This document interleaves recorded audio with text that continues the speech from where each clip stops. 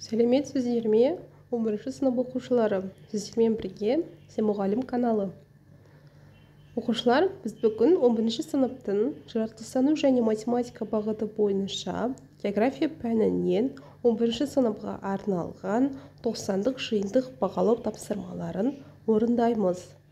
Достар, осы видеоны соңына дейін көруге кеңес беремін, және соңына дейін көргеннен кейін біздің арнаға жазылып, лайк басып, достарыңызбен бөлісуді ұмытпаңыздар. Бұл біз үшін өте маңызды. Тапсырманы бастаймыз.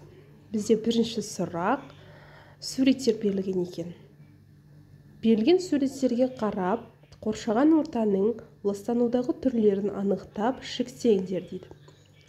Біз бұл жерде қарасақ, 6 сурет берілген. Бірінші суретте зауыттан шыққан түтін, екінші суретте кәріз жұмыстарынан ағылған, яғни канализациядан шыққан сулар, үшінші, яғни С варианты бұл бізде мусорлар, яғни қалдықтар, төртінші суретте бұл мусорлар, яғни қоқыстар, 5 пен 6 суреттер адамның қатысуымен болған апат ластанулар. Енді сұрақ, бұл жерде қоршаған ортаның ластану түрлері берілген. Яғни бұл жерде біз қарап тұрсақ жіктейміз. Бұл жерде бірінші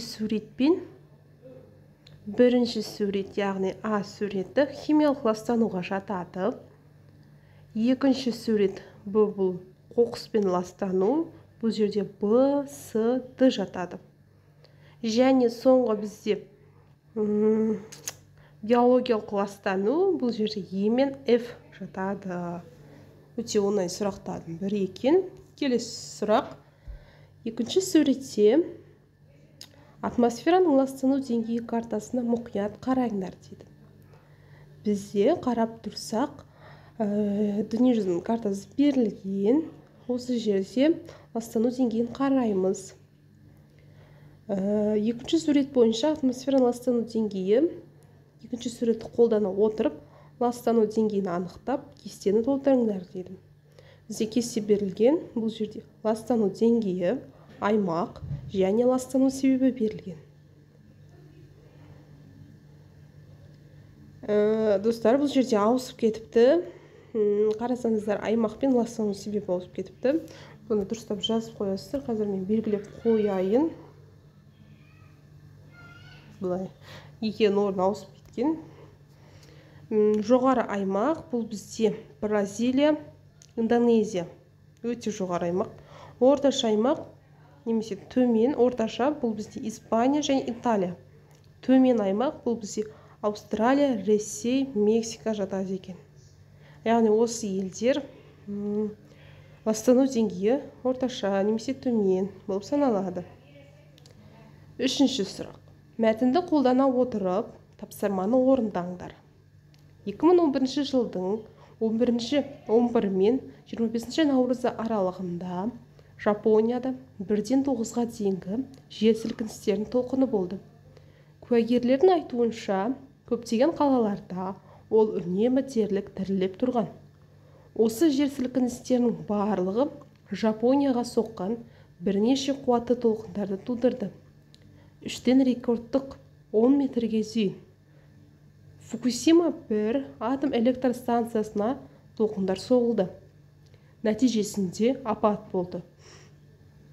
Бұл Чернобыль атом электр станциясындағы апаттан кейінгі ең ауыр радиациялық апат болды. Бұл оқиғалар Екінші дүниежүзілік соғыстан кейінгі Жапониядағы ең үлкен себеп болды. Сұрақ. Апаттың болу себебін анықтаңдар. Фукусимадағы апат жер сілкінісі емес, адамдардың салдарынан орын алды. Үкімет, құзырлы органдар мен Tokyo Electric Power адам мен қоғам өмірі бойынша қорғау бойынша өз міндетін атқармаған делінген комиссия тұжырымдамасында. Келесі сұрақ. Апаттың халықаралық ортақ мәселе болуының себебін түсіндіріңдер. Халықаралық деңгейде өз әсерін берді. Теңіздер мен тынық мұхиттағы тіршілігіне үлкен зардабын тигізді. Үшінші сұрақ. Апаттың салдарына кем дегенде 2 мысал келтіріңіз. Судағы тіршілікке әсерін тигізді. Сол себептен судағы тіршіліктің жойылуына әкелді. Екінші себеп. Апаттың салдарынан тіршілік иелерінің дене тұрқы мен гендерінде мутациялар мен өзгерістер байқалды. Соңғы сұрақ. Шешу жолын ұсыныңдар дейді. Екі шешу жолын ұсыныңыз. Бірінші ұсыныс. Дауыс зорайтқыш және инфрақұрылым сияқты жаңа алдын алу құралдарын орнату. Екінші ұсыныс. Апатқа қаупі бар аймақтарды белгілеп және жағалаудағы нысандарды дайындауға көптеген ресурстарды бөлу. Келесі сұрақ. Үшінші суреттегі картаға назар аударыңдар. Үшінші сурет дүниежүзі елдер бойынша өндірістің және экономиканың қоршаған ортаны ластау деңгейінің картасы. Сұрақ. Үшінші суретті қолдана отырып, негізгі 4 ластау категориясын көрсететін кесте құрыңдар. Әр категорияға бір мысалдан, бір елден мысал келтіріңдер дейді. Біз ең бірінші кесте сызамыз. Кесте бойынша төмен, өте төмен, орташа, жоғары немесе өте жоғары деп белгілейміз. Карта бойынша біз төменге Малайзия, Норвегия, Финляндияда жатамыз. Яғни өте ластану төмен. Аустралия, Бразилия бұл төмен. Орташа ластану категориясына Жапония, Германия, Индонезия. Жоғары немесе өте жоғары ластану деңгейі бұл бізде ақш, Англия, Жапония, Германия жатады. Келесі сұраққа ауысамыз. Бесінші сұрақ. Геосфералық ластану адамға және табиғи экожүйеге зиянды әсер ететін физикалық, химиялық және биологиялық заттардың қоршаған ортаға залал келтіруі. Геосфералық ластанудың салдарынан зиянды және улы заттардың мөлшері көбейіп, қоршаған ортаның экологиялық тепе-теңдігі бұзылады. Екінші сұрақ. Геосфералық ластану деңгейінің тіршілік ортасы мен орнына қарай мысал келтіріңіз. Біз бірінші кесте сызамыз. Кесте бойынша ғарыштық, атмосфералық, гидросфералық деп бөліп жазып аламыз. Яғни ғарыштық ластануға жер шарының маңайының төменгі орбиталарында болатын ірі объекттер бірте келе жұмысын баяулатады да бірнеше уақыттан кейін атмосфераға кіре бастайды. Олардың кейбір фрагменттері жер бетіне жетеді.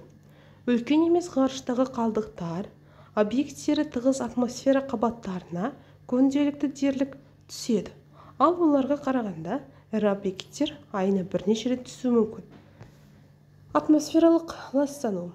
Атмосфералық ластану табиғи жанаралау атқылауы, орман өрттері, шаңды құйында, үгілу және антропогенді жағдайда жүруі мүмкін.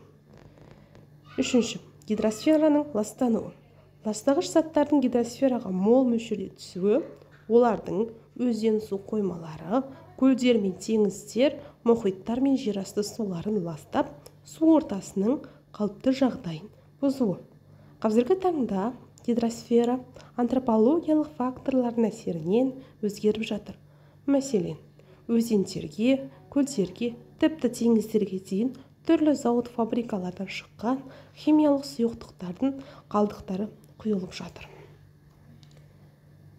Бұл сұрағы, бұл тапсырмасы геосфералардың ластану көздеріне шектеледі. Өндірістік ластану көздеріне мал, құс өсіретін шаруашылықтар, ет және сүт өндіретін кәсіпорындар, сондай-ақ егістік жерлерде қолданылатын улы химикаттар, пестицидтер және минералды тыңайтқыштар ластайды. Көліктік ластану. Көліктердің көптігі жанармайдың, яғни бензиннің сапасыздығы. Ауыл шаруашылық ластану. Ауыл шаруашылық өндірісі процесінде ортаға улы химиялық қосылыстар мен патогенді микроорганизмдерді енгізу. Тұрмыстық ластану. Тұрмыстық ластану экологиялық мәселе адам баласының кез келген шаруашылық немесе тұрмыстық іс-әрекеті әртүрлі қалдықтар мен биосфераны ластайды.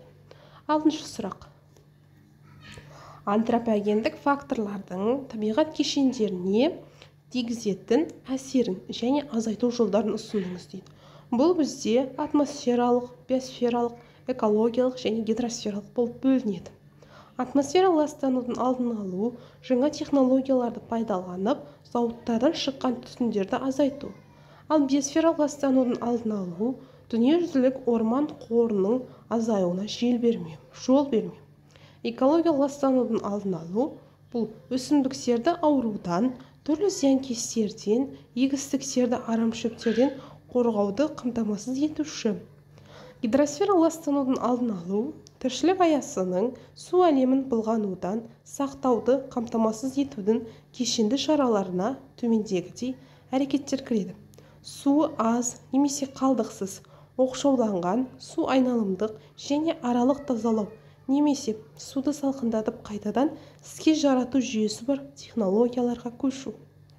Достар, біздің осымен 11 сыныптың география пәнінен жаратылыстану және математика бағытындағы 2-ші тоқсанға арналған 90-дық жиынтық бағалау тапсырмаларын аяқтадық.